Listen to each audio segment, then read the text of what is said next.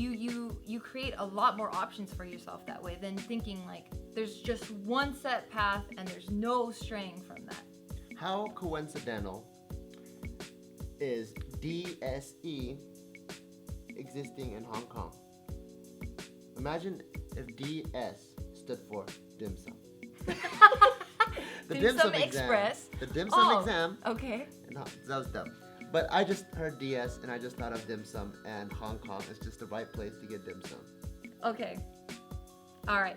So hopefully that helps you with your future. Oh my God. Yes. No.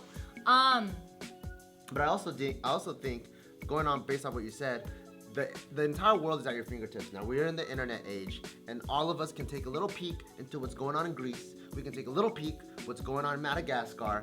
And me personally, this is something that I actually did, was before, when I had like almost zero money in my bank account and I didn't know how stable JK was, I just quit my other tutoring job. I just randomly started searching like, what are completely different alternative lives that I can live? And That's smart. And I took I took any infrastructure that I felt like I was attached to, because you feel like wherever you're born, that's where you have to live, but you don't. And I've been on tour before, like vacation tour, not like, you know, comedy tour. I've done that tour too, but like there's tour companies out there where they'll pay you and give you lodging just to give tour, just to speak. And there's people that I've met from South Africa that are giving tours of France. Like, that's already a complete alternative lifestyle with someone that has great English and great Chinese can do. So there's so many things that you can do. Like I even looked up in Costa Rica. Okay, it's only gonna take $200 a month to book an entire hotel, and you can live off the land. Wow. And you could be a receptionist there because I spoke English, and I could still make a living in paradise. So there's so many different things, but I think before, all the questions that you ask in your head, the what ifs, those are very important, and I don't think you should ignore them because those are natural to yourself, but it's what you do after the what ifs. Right. It's when you hear those questions, do you freeze up and get paralyzed, or do you actually start answering those questions? Because I feel like when you actually start answering each question, like, well, what if I don't work for Google?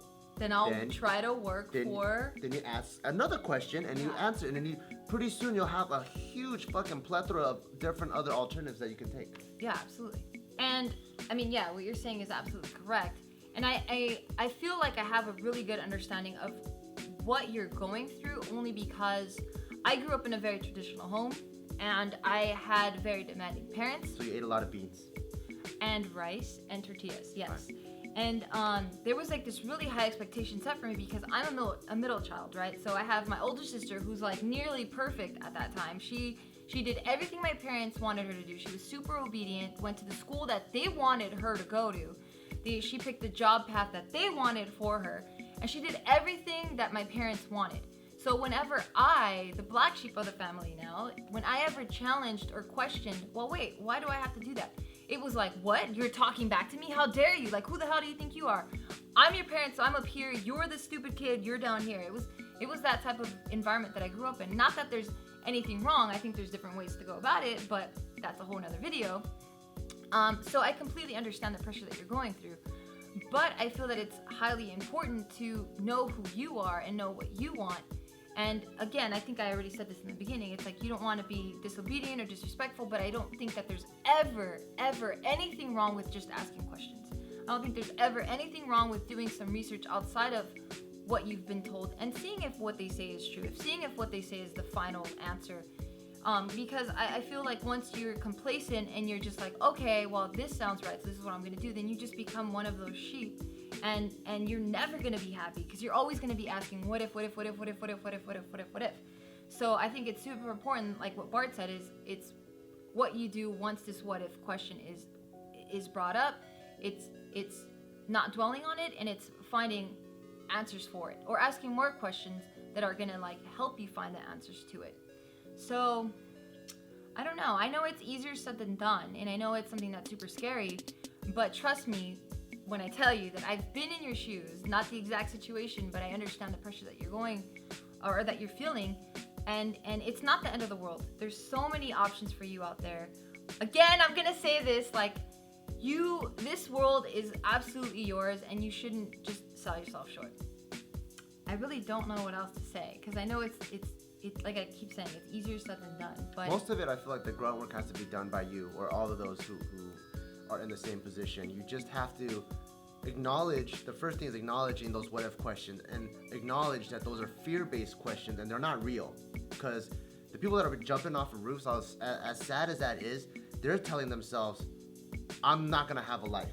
But that's an assumption, because if you really want to prove it to yourself, you would have to pretty much be homeless first and then not eat anything for 5 days. Yeah. And then you have the evidence to prove to yourself, fuck. I do suck. I That's don't have true. a life. I don't have a life. I haven't been eating anything for the past 3 weeks.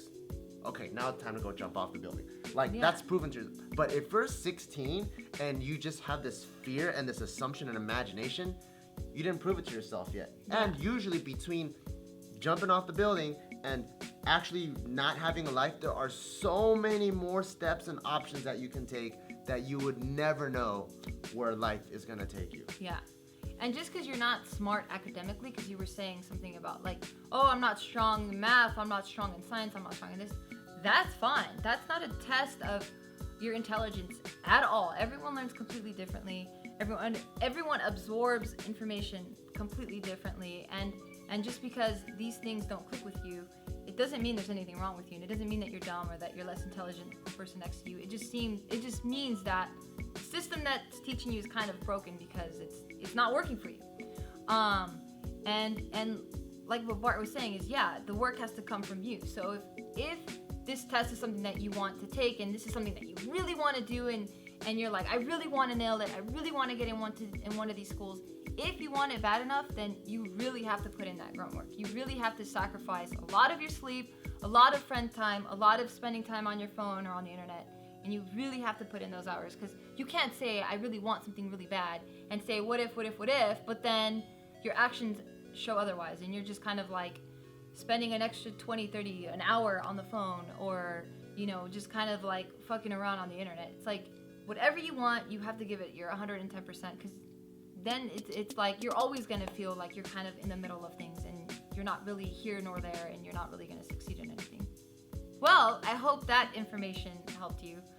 This is something that I've had to deal with, and I understand where you're coming from, and it's not easy, but it's definitely not the end. So with that, I would like to say go ahead and check out Bart's channel, because he talks about this guy that has this crush on one of his classmates that sits right next to him, and he's not sure what he should do. Should he? And he gets a boner every day. Yeah, it escalates. It escalates every day. Through the zipper. Yeah, I don't know about that, but go ahead and check out Bart's advice to that guy. Till next time, y'all. Peace. A meteor just hit. You've saved everything important.